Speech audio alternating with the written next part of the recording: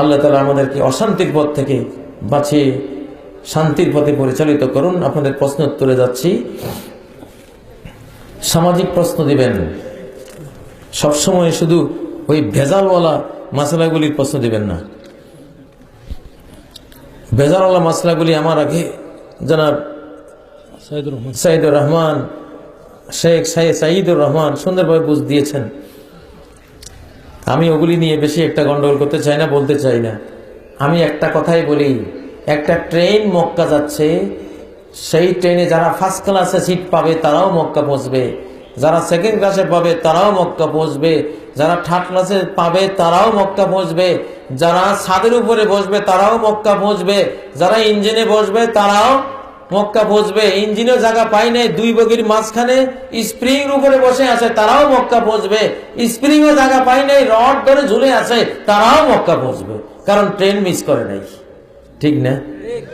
আমিন যে জোরে বলেছে সে ট্রেন মিস করে নাই, মক্কা যাবে। আমিন যে আসতে বলেছে সেও ট্রেন মিস করে নাই, কারণ তারও নিয়ত ভালো।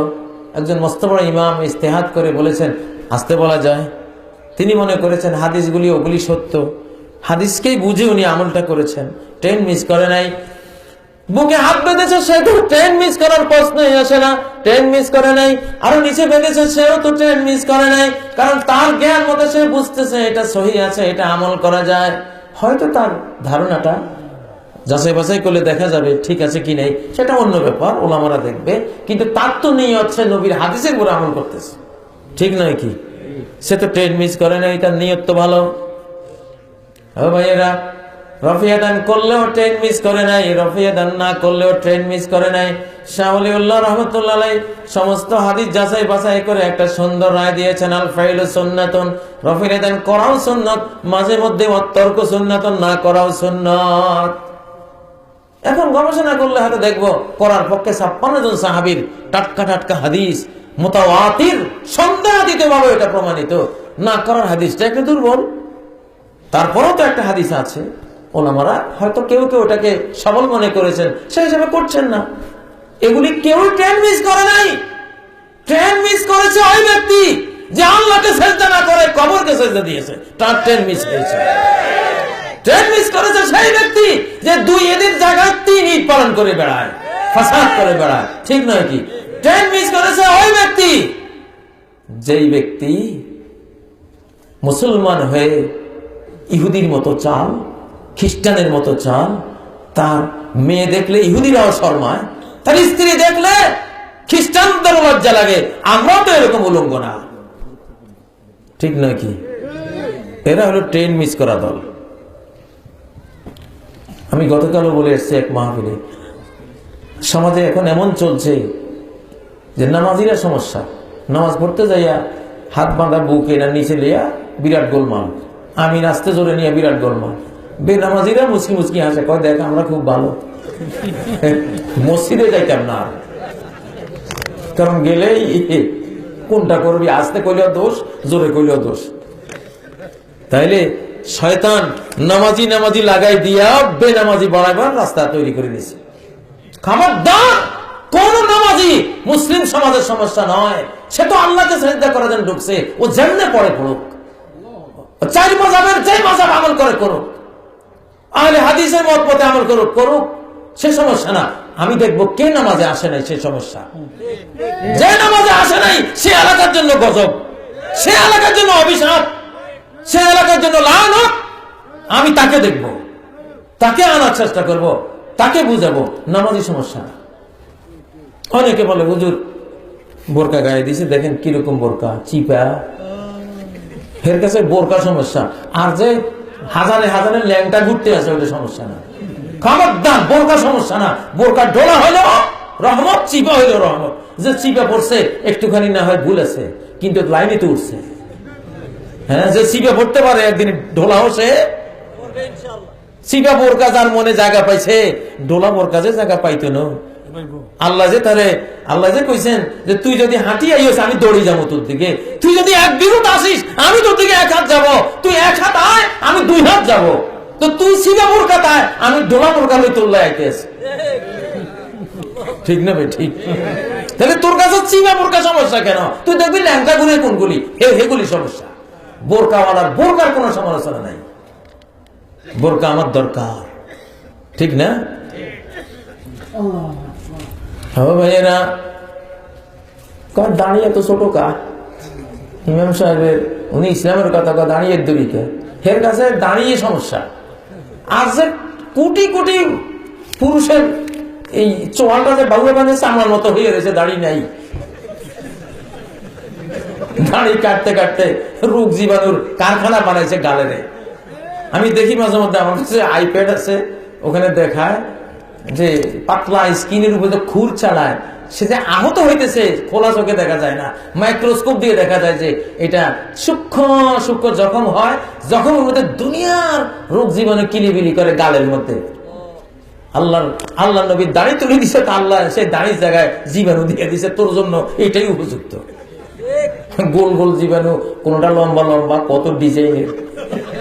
যদি তোরা দাড়ি কাটনেওয়ালারা কেউ ওই জীবাণু যদি দেখতি জিন্দেগিতে দাড়ি কাটতি, তোর কাছে দাড়ি সমস্যা কা? ও ছোট রাখুক না, সে যদি ছোট রাখতে পারে আল্লাহ একদিন বড় তৌফিক দিব।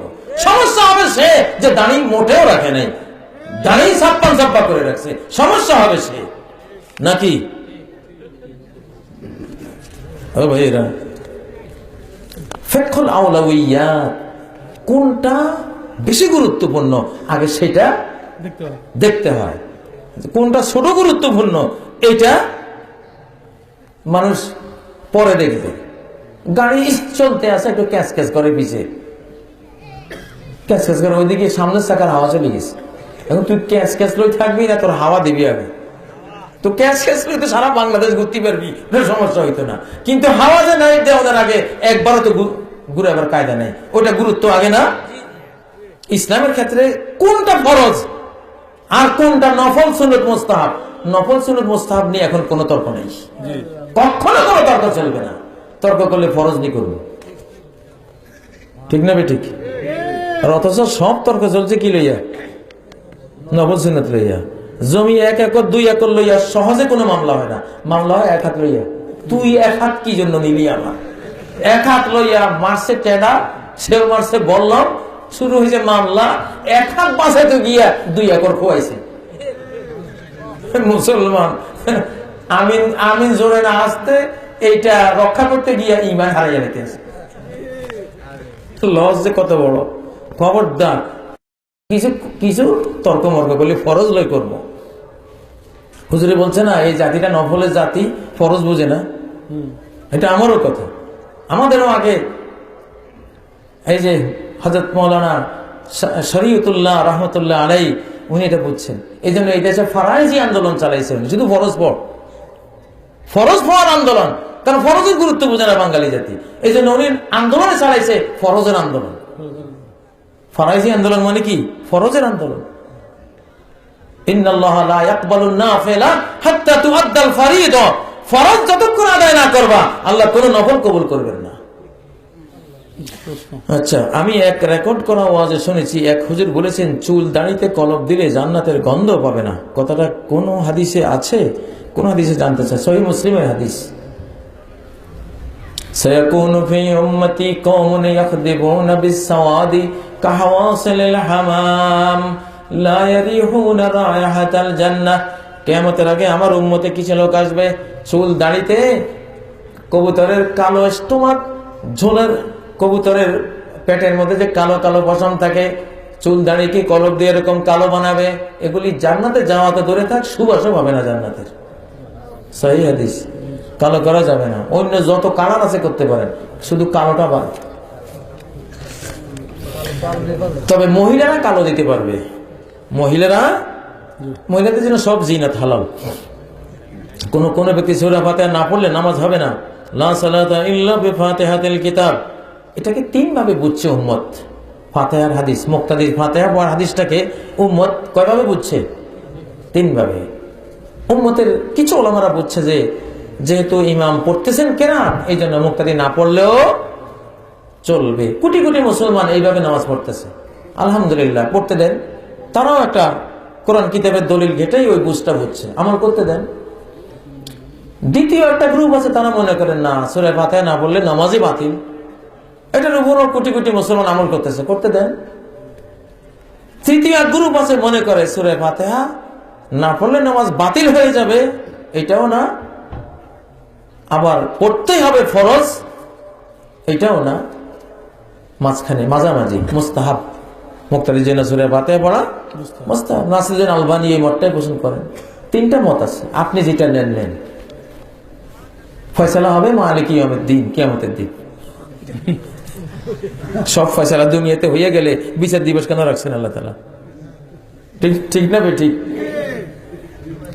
দুনিয়াতে আল্লাহ জানে যে যদ্দুর বুঝ দেয় আমল করেন। তবে আমি আগে পড়তাম না, কিন্তু সব গবেষণা করে দেখলাম যে পড়ার দিকে হাদিসগুলি আয়াতগুলি ঝুঁকতেছে বেশি, এই জন্য আমি নিজে পড়ি। কিন্তু একবারে না পড়লে রাকাত বাতিল এটা মনে করি না, মাঝে মাঝে পড়তে পারি না, মাসি নামাজ তো হয়ে যাবে ইনশাআল্লাহ, এইরকম। কিন্তু পড়া উত্তম এটা বোঝা যাচ্ছে অনেক অসংখ্য হাদিসের দ্বারা। এমনকি ফজরের নামাজে পর্যন্ত নবীজি বলেছেন ফালা তাফআলু ইল্লা বিউম্মিল কোরআন, তিরমিজির হাদিস। ফজরের 2 রাকাতের মধ্যেও তোমরা সূরা ফাতিহাটা পড়ো, অন্য সূরা পড়িও না, সূরা ফাতিহাটা পড়ো। তো আর কোন নামাজে পড়া ছাড়া বাদ থাকতে পারে? কারণ ফজরের 2 রাকাত তো জোরে পড়ার রাকাত, এখানে এটা খাস দলিল, সূরা ফাতিহার জন্য এটা খাস দলিল, আম দলিল না, কমন দলিল না, বিশেষ দলিল। যাই হোক, কিন্তু এগুলো নিয়ে কোনো বাড়াবাড়ি চলবে না। আপনি বললেন কোরআন সহিহ হাদিস জানতে হবে, মানতে হবে, অন্য কিছু নয়, তাহলে ইমাম বুখারীকে কেন মানেন? কই আমি ইমাম বুখারীকে মানলাম? কোনদিনে মানিনি। আমি হাদিস মানি। আমি কি মানি? হাদিস মানি। পেয়ালা এটা করে আমি জমজমের পানি আনছি, জমজমের পানি খাই। আর আপনি যদি কেন আপনি পেয়ালা খান কার? আমি কি পেয়ালা খাইলাম না জমজমের পানি খাইলাম? হ্যাঁ, বুখারীতে নবীর হাদিস রাখা আছে, এই জন্য বুখারী পড়ি নবীর হাদিস হওয়ার কারণে। যদি ইমাম বুখারী তার নিজের কথা লিখতেন ওখানে, জীবনেও পড়তাম না বুখারী, একদিনও না। আমরা বুখারী ইমাম বুখারীরে মানি না, ইমাম বুখারীর বর্ণিত হাদিসগুলিকে মানি, হাদিস মানি। হ্যাঁ, ইমাম বুখারী কোনো কথা যদি বলেন সেটাও হাদিস কোরআন দিয়ে দেখবো, জাস্টিফাই করে, ঠিক হলে মানবো, বেঠিক হলে মানবো না। যদি ওয়াসিতার জন্য মানেন তাহলে আমরা আবু হানিফাকে ওয়াসিতার জন্য মানি। দেখেন আবু হানিফা রহমতুল্লাহ আলাইহিকে বাংলাদেশে যে কয়জন আলেমে সবচেয়ে বেশি মানে তার মধ্যে আমি একজন, 1 নম্বর। আমার মতো কড়া হানাফি বাংলাদেশে খুব কম আছে। কারণ আবু হানিফা রহমতুল্লাহ আলাইহির আল ফিকহুল আকবার, আল ফিকহুল আবসাত আমার ব্যাগে সবসময় থাকে। বড় ফেকা এই দেশে ইমাম আবু হানিফার আল ফিকহুল আসগর, ওনার ফিকহে আসগরের ছাত্র আছে লাখে লাখে, ফিকহে আকবরের ছাত্র আছে হাতে গোনা কয়জন, সেই কয়জনের মধ্যে আমি একজন। গোটা বিশ্বের মুসলিমরা ইমাম আবু হানিফার আল ফিকহুল আকবরকে শ্রদ্ধা করে, আকীদার ক্ষেত্রে মেনে নেয়। ওনার যে ফলোয়ার ইমাম তহাবির আল আকায়েদা তহাবিয়া, আল আকীদাত তহাবিয়া সমগ্র আরব জাহানে সমাদৃত। এটা হলো বড় ফিকা, বড় আইন শাস্ত্র। ইমাম আবু হানিফা রাহমাতুল্লাহ আলাইহির লেখা বড় আইন শাস্ত্র এই দেশে আলেমরা খুব কম জানে, ওই ছোটখাটো গুলি জানে। আমরা কিন্তু বড়গুলি নিয়ে সবসময় ইমাম আবু হানিফা রাহমাতুল্লাহ আলাইহিকে শ্রদ্ধা করি, ওনাকে সম্মান করি।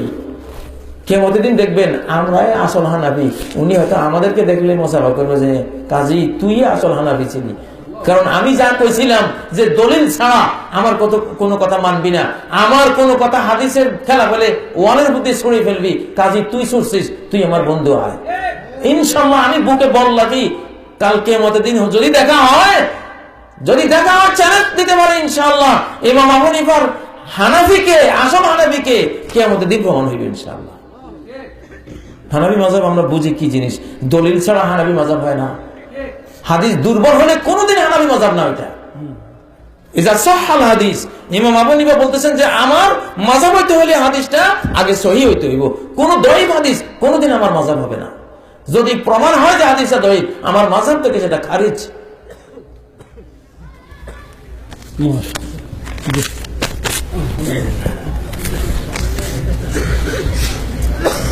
হুজুর আপনি বলেছেন টিভির মধ্যে স্টার জলসা দেখলে গুনাহ হয়, তাহলে আপনার সামনে ক্যামেরা কেন? ক্যামেরার সামনে রেখে ওয়াজ করা কি কোনো হাদিসে আছে? থাকলে দলিল দেখ।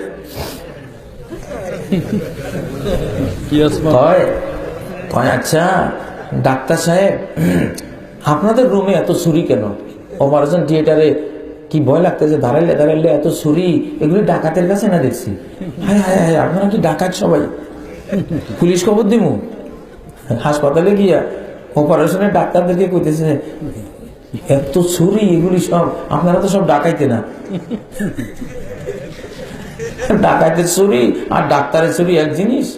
ডাকাতের ছুরি দিয়ে জীবন নেয়, ডাক্তারের ছুরি দিয়ে জীবন দেয়। কাজীর ক্যামেরা জীবন দেয়, ইমান দেয়।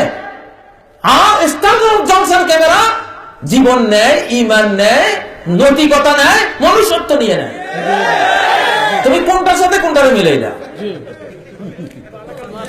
হ্যাঁ, একদিন এক লোক গাছে উঠছে আর নামতে পারে না। গাছে কিন্তু উঠে সহজ, মোটা মোটা গাছে উঠে সহজ, কষ্ট কষ্ট উঠে যায়, কিন্তু উঠি সারলে পরে নামা যায় না। হ্যাঁ, এক লোক গাছের মোটা গাছে উঠে অনেক উপরে উঠে আটকে গেছে, নামতে পারে না, গা কাঁপে। তো এলাকা ছিল বেকুবের গ্রাম। তো এক বেকুবে কয় এরকম এক লোক একদিন কূপে পড়ে গেছিল, আমি তো রশি দিয়ে তারে তুলছি। কূপের তলায় অনেক 30 হাত নিচে পড়ছে, আমি তো তারে রশি দিয়ে উদ্ধার করছি। তো এক কাজ কর, রশিটা তো আছে এখন আমার ঘরে, রশিটা লই আয়। তো রশি আনছে, লাগাইছে, লাগাই হেঙ্গেজ করে দিছে, টান টানের লাগা তো ধাপাস করে পড়ে, বেচারা জীবন শেষ। আচ্ছা আজকে এরকম হইল কা? হ্যাঁ, সেদিন তো লোকটা কি সুন্দর বাঁচেছিল, বুঝলাম না আজকে মরে। একই তো রশি, এই রশি দিয়ে সেদিন টানছি, মরে নাই, আজকে টান দিলাম মরে গেল, এটা কি হইল? তুমি কাজীর ক্যামেরা আর স্টার জলসার ক্যামেরা এক মনে করছো? ওরা ওদের ক্যামেরায় দুনিয়ার সব মন্দকে ডাউনলোড করে, আর আমরা আমাদের ক্যামেরা দিয়ে মন্দগুলিকে বিতাড়িত করি। কিসের লগে কিসের তুলনা?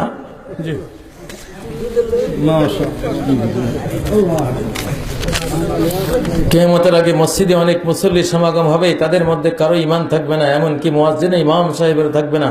কতটুকু? হ্যাঁ, হাদিসে আসছে يجتمعون في المساجد ويصلون فيها وليس فيهم رجل مؤمن। হাদিসটা গ্রহণযোগ্য হাদিস। মসজিদে আসবে, সালাত পড়বে, একজনও ইমানদার নাই।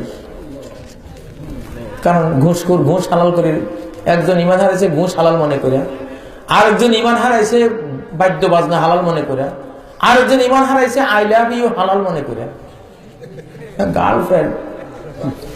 গার্লফ্রেন্ড স্বাভাবিক ব্যাপার, জেন্ডার নারী পুরুষ তফাৎ করা এটা মৌলবিক কথা, বাদ। এগুলি এখন সব সমান, সব সমান।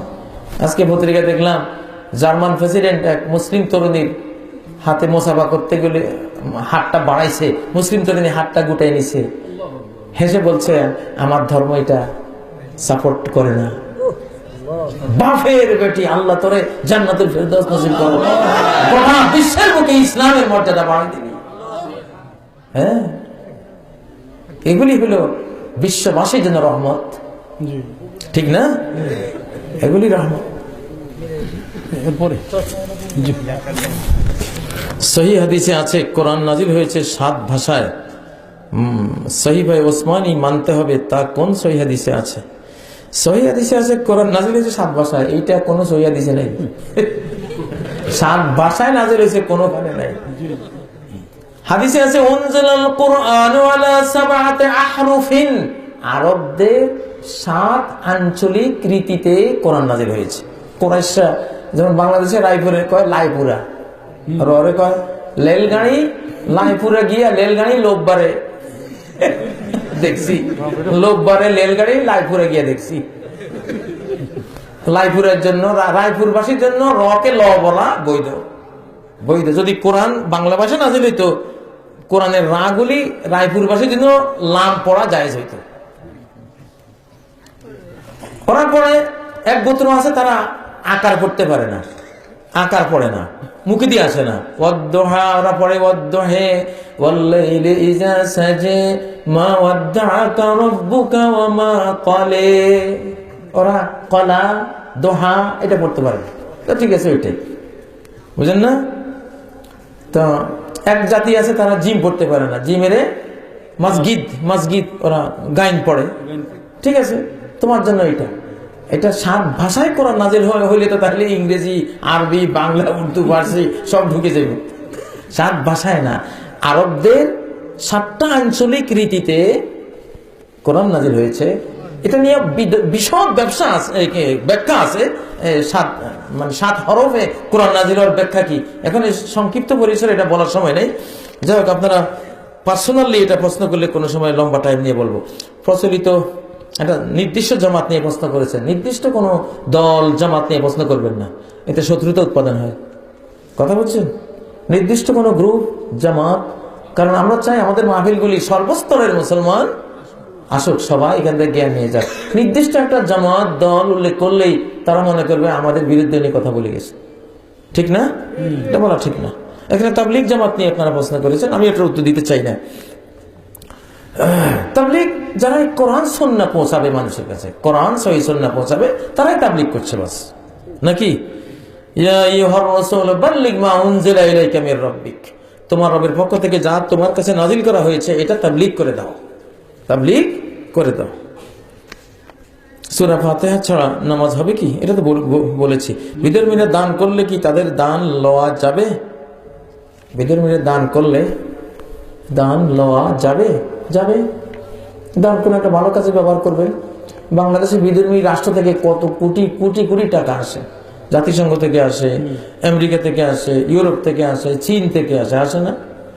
বিধর্মীদের 1971 সালে যখন 71 না 70-এ যখন গোর্কি হয়েছিল, বা স্বাধীনতার পরে যখন দুর্ভিক্ষ হয়েছিল, কম্বল, আটা, গম এগুলি সব বিধর্মী রাষ্ট্র থেকে তো কত শত শত সহস্র সহস্র টনে টনে আসছে না?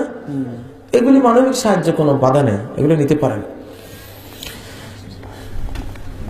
আপনি সঠিক অলিদের কেরামতি বা অলির বৈশিষ্ট্য কি বিশ্বাসী? সঠিক অলিদের কেরামতি হলো সঠিক মাসলাটা বলা। সঠিক অলিদের সবচেয়ে সঠিক কেরামতি হলো তাকওয়ার উপরে চলতে পারা, কোরআন হাদিসের উপরে চলতে পারা। এর চেয়ে বড় কারামত আর নাই। ইন্না আকরামাকুম ইনদাল্লাহি আতকাকুম, সবচেয়ে বড় কারামতওয়ালা সেই যে সবচেয়ে বড় তাকওয়াওয়ালা। সবচেয়ে বড় কারামতওয়ালা, সম্মানওয়ালা সেই কারামতের সম্মান। সবচেয়ে বড় কারামতওয়ালা আকরাম সেই যে সবচেয়ে বড় তাকওয়াওয়ালা। আর তাকওয়া হলো যে ইলম বিল্লাহ রাখে, ইলম বিদিনিল্লাহ রাখে, আল্লাহকেও জানে, আল্লাহর দ্বীনকেও জানে, সেই মতো চলে। এই হলো তাকওয়া। ইন আ'লামুকুম বিল্লাহি ওয়া আতকাকুম লিল্লাহি আনা, নবীজি বলতেন। স্ত্রীকে রেখে যদি স্বামী প্রবাসে থাকে, ওই স্ত্রী স্বামীর পিতামাতার এবং ভাই বোনের দোষ ত্রুটি স্বামীর কাছে বর্ণনা করে, তাহলে এটা গীবতের অন্তর্ভুক্ত হবে? গীবতের অন্তর্ভুক্ত তো হবে। স্ত্রী, হ্যাঁ, বেশি যদি মাত্রাতিরিক্ত হয়, সে সতর্ক করার জন্য তাকে লিখতে পারে যে আমি তো পারতেছি না, আর তুমি একটু কি করা যায় চিন্তা করো। তবে কোনো শাশুড়ি শ্বশুর সম্পর্কে আপত্তি থাকলে তাদেরকে জানাবে মার্জিত ভাষায়, সুন্দর ভাষায় তাদেরকে বলবে। আর দিন ওয়ান নসিহা, ইসলাম নামে হলো নসিহত করা, উপদেশ দেয়া, নাকি? ভাইয়ের মধ্যে, মুরব্বীর মধ্যে কোনো আপনি যদি অপছন্দনীয় কিছু দেখেন তাকে জানান, তাকেই বলেন, পরের কাছে না বলে। এটাই হলো ইসলামের সবচেয়ে বড় বিধান এসব বিষয়ে। একজন দেওবন্দি আলেম আমাদের এলাকায় এসে মাহফিলে বলেন যে আমাদের পরিচয় 3টি, আমরা হানাফি, আমরা দেওবন্দি। কোরআন সুন্নাহর আলোকে দেওবন্দ মাদ্রাসা তৈরি হওয়ার আগে কি ছিল পরিচয়? দেওবন্দ মাদ্রাসা তো ব্রিটিশ আমলে তৈরি হয়েছে, এর আগে কি ছিলাম আমরা? এগুলি কোনো পরিচয় না, পরিচয় একটাই, ফরজ পরিচয়, হুয়া সাম্মাকুমুল মুসলিমিন। আল্লাহ তোমাদের নাম দিয়েছেন, পরিচয়, পরিচায়ক নাম, পরিচয় বহনকারী নাম কি রেখেছেন? মুসলিমিন। ওয়াকালা ইন্নানি মিনাল মুসলিমিন, আমরা মুসলিম। কবরে কোন পরিচয় সম্পর্কে প্রশ্ন আসবে? মা দীনুকা, উত্তর কি? দীনি আল ইসলাম, আমার দিন, আমার পরিচয় কি? ইসলাম, ইসলামের পরিচয়। মাযহাব সম্পর্কে প্রশ্ন করেছেন, এটা তো আমি একটাই উত্তর দিই সারা বাংলাদেশে, মুফতি কেফায়েতুল্লাহ রহমতুল্লাহ আলাইহির তালিমুল ইসলাম বইয়ের উত্তর। সুয়াল তেরা মজহব ক্যা হ্যায়, জবাব মেরা মজহব ইসলাম হ্যায়। মুফতি কেফায়েতুল্লাহ রহমতুল্লাহ আলাইহি বিজ্ঞ চলচিত ভঙ্গিতে একটা সুন্দর প্রশ্নের উত্তর, বহু ঝগড়া উনি ফয়সালা করে দিয়েছেন। প্রশ্ন, তেরা মজহব ক্যা হ্যায়, তোমার মজহব কি? জবাব, উত্তর, মেরা মজহব ইসলাম হ্যায়, আমার মজহব কি? ইসলাম। আইম্মায়ে আরবা'র মজহব কি? ইসলাম, মানে কোরআন সুন্নাহ ফলো করা। আপনার মজহব কি? ইসলাম। কবরে প্রশ্ন হবে মজহব কি, দিন কি? দিন আর মজহব একই জিনিস। দিন কি? উত্তর কি আসবে? ইসলাম। বাস, মজহব হলো ইসলাম, মজহব কি? ইসলাম, কোরআন সুন্নাহ ফলো করা। যারা নামাজ পড়ে না তাদের দান খায়রাত মসজিদ মাদ্রাসায় ওয়াজ মাহফিল সহ বিভিন্ন ধর্মীয় অনুষ্ঠানে দান করিলে বেনামাজির দুনিয়া এবং আখেরাতে কি উপকার হবে? আখেরাতে কিছু হবে না, কিছু পাবে না। দুনিয়াতে একটু স্বাস্থ্য ভালো হবে, চাকরি বাকরি ভালো হবে, দুনিয়াতে একটুখানি কিছু সুযোগ সুবিধা পাবে, কিছু নেক কাজ তো করতেছে দুনিয়াতে, আল্লাহ এটার বিনিময় দিয়ে দিবেন। উজ্জিলাত লাহুম তাইয়্যিবাতুহুম ফি হায়াতিহিমুদ দুনিয়া, তাদের নেক আমলগুলির বিনিময় দুনিয়াতে আল্লাহ তাআলা দিয়ে দিবেন।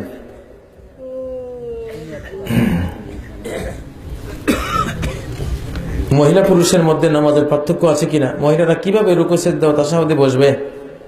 মহিলা পুরুষের মধ্যে নামাজের পার্থক্য তো আছে, কিছু পার্থক্য আছে। তারা হিজাব করে নামাজ পড়বে, পুরুষরা হিজাব করতে হবে না। পুরুষরা জামাতে এসে নামাজ পড়া তাদের কর্তব্য, সুন্নতে মুআক্কাদা বা ওয়াজিব। নারীদের জন্য জামাতে আসা সুন্নতে মুআক্কাদাও নয়, ওয়াজিবও নয়, ইচ্ছা করলে আসতে পারে। লা তামনাউ ইমা আল্লাহি মাসাজিদ আল্লাহ, আল্লাহর দাসীরা যদি আল্লাহর মসজিদে আসতে চায় বাধা দিও না, কিন্তু উৎসাহিতও করে নাই। বুয়ুতুহুন্না খায়রুল লাহুন্না, তাদের জন্য তাদের ঘরে বেশি উত্তম। কিন্তু সবসময় ঘরে পড়লে তো অনেক মাসলা মাসাইল মসজিদে আলোচনা হয়, ইলমি বিষয় আলোচনা হয়, কোরআন শিক্ষা দেওয়া হয়, অনেক কিছু মসজিদে হয়। মসজিদে মাঝে মধ্যে তারা যেতে চাইলে বাধা দিও না, বাধা দেওয়ার কোনো অধিকার কারো নেই। যে মহিলা মুখমণ্ডল খোলা রেখে, এমনকি অনেক মহিলা মাথা খালি রেখে উড়নাটা গলায় রাখে, এতে করে তাদের কি পর্দার ফরজ আদায় হয়? না, মোটেও না, অবশ্যই না। মাথা তো ঢাকতে হবে, পুরা বডি ঢেকে নেবে, বাস, এক কথায় শেষ। পারলে দুই চোখ বা এক চোখ খোলা রাখবে। এক চোখ খোলা রাখা সবচেয়ে উত্তম। সাহাবী মহিলারা এক চোখ খোলা রাখতে, এখন দুই চোখ খোলা রাখে, এতটুকু চলে, কিন্তু মাথা খোলা রাখার কোনো সুযোগ নাই। ইউদনিনা আলাইহিন্না মিন রাসিল কাদামি ইলা তাহতা কাদামিহা। ইবনে আব্বাস তাফসীর করেছেন যে সূরা আহজাবের 59 নম্বর আয়াতে যে হিজাবের কথা আসছে, জিলবাব, ওটা মাথার তালু থেকে পায়ের তালু পর্যন্ত একবার পুরো বডি ঢেকে নেবে। নামাজে দাঁড়াইয়া নাওয়াইতু আন নিয়ত বলা নাকি বেদাত? নাকি বেদাত না, বাস্তবিকে নিঃসন্দেহে বেদাত। ইহা সঠিক উত্তর জানতেছে, সঠিক উত্তর এটা বেদাত, এটা বাদ দিবেন। নাওয়াইতু আন নামে কোনো নিয়ত নাই। নিয়ত বলা হয় মনের পরিকল্পনাকে। আপনি মনে মনে ভাবছেন যে আজকে জোহর পড়বো, আল্লাহর জন্য পড়বো, বাস, নিয়ত হয়ে গেছে, শেষ। নাওয়াইতু আন বলার দরকার নেই। নাওয়াইতু আন বেদাত কোনো হাদিসে নাই, কোরআনে নাই, আইমে মুস্তাহিদিন কোনো মাযহাবেও পাওয়া যায় না। এটা টোটাল বেদাত। কিছু কিছু প্রশ্ন আমি উত্তর দিচ্ছি না, কারণ এগুলি বহুত উত্তর দেওয়া হয়েছে। অনেক মাহফিলে কোনো আলেম সাহেব বয়ানের ফাঁকে ফাঁকে জিকির শুরু করেন, আবার শ্রোতাকে বলেন জোরে, আরো জোরে। এগুলি আসলে হ্যাঁ, এগুলি অনেক সময় উৎসাহের জন্য ওনারা করে আর কি, কিন্তু এইভাবে জিক্রে জামাই মানে উচ্চস্বরে জিকির করা শুধু এক জায়গায় করার দলিল আছে, এটা হলো 5 ওয়াক্ত নামাজের পরে। আর জিকর আল জাহরু বিযিকরি দুবুর আস-সালাওয়াতিল মাকতুবাত কানা আলা আহদি রাসূলিল্লাহ সাল্লাল্লাহু আলাইহি ওয়াসাল্লাম। নবীজির আমলে শুধুই 5 ওয়াক্তের পরে জোরে জিকির করার আছে। কোন মজলিসে ইত্যাদিতে আমি দুরূদ পড়ি, আপনারা সবাই পড়েন, আমি জিকির করি, আপনারা সবাই করেন, এগুলি কথার ছলে অনেক সময় বলে ফেলে, কিন্তু এগুলি দলিল আসলে নাই। যেহেতু দলিল নাই, করা ঠিক না, করা যাবে না। জি, প্রশ্ন আর দেব না। মোটামুটি মানে সব প্রশ্নের উত্তর দেওয়া সম্ভব হয় না, রাত অনেক হয়েছে, 11:15। এরপরে ফজর কাজা হয়ে যাবে এতক্ষণ। জি, মসজিদে লাল বাতি জ্বালাইয়া কাউকে নামাজে বাধা দেওয়া ইহা কি সুন্নাত না বেদাত? যদি বেদাত হয়ে থাকে তবে এই বাতিটা কি করণীয়? আসলে লাল বাতি জ্বালানো এটা সুন্নাত বেদাত না, এটা কেউ বেদাত মনে ইবাদত মনে করেই করে না, এটা সংকেত দেয় আর কি যে মাকরুহ তো এসে গেছে। তবে এইভাবে লাল বাতি না জ্বালাইয়া হাদিসটা লিখে দেওয়া উচিত যে 3 টাইমে সালাত পড়া মাকরুহ, এই টাইম হাদিসটা জানাইতে হবে। এখন করতেছে কি লাল বাতি জ্বালাইতেছে, এক সময় শিশুরা ভাববে যে যখনই যেখানে লাল বাতি দেখবো নামাজ পড়া যাবে না, ঠিক না? কারণ মসজিদে লাল বাতি জ্বালাইছে আর নামাজ আমরা পড়ি নেই। আসলে যে এটা হাদিস, হাদিসে নিষেধ আছে, ওইটা তারা বুঝবে না, ঠিক নয় কি? আজকে প্রশ্নের উত্তর আর দিচ্ছি না, বলছিলাম যে আসলে অনেক সময় গভীর রাত আমাদেরও সমস্যা হয়, সারা রাত রাস্তায় থাকতে হয়, পরে ফজর পড়তে 15-12টা, মানে গরমকালের রাত 2টা। আল্লাহ তাআলা আমাদেরকে সহিহ সুন্নাহর আলোকে আমাদের ধর্মীয় সব সিদ্ধান্ত গ্রহণের তৌফিক দান করুন। কিছু বই আছে যেগুলি উত্তর দিয়েছি, আর অনেকগুলি বই আছে, এগুলি ইনশাআল্লাহ আপনারা নিতে পারেন। এটা কি ফাজাইলে হাদিস সঠিক কিনা? ফাজাইলে হাদিস কি কোন বই? ফাজাইলে হাদিস এটা আমার নজরে, ফাজাইলে আমল একটা বই আছে, ফাজাইলে হাদিস আমি দেখি নাই এখনো। ফাজাইলে আমল একটা বই আছে, এটার মধ্যে অনেক ভুলভ্রান্তি আছে, অনেক দৈব দুর্বল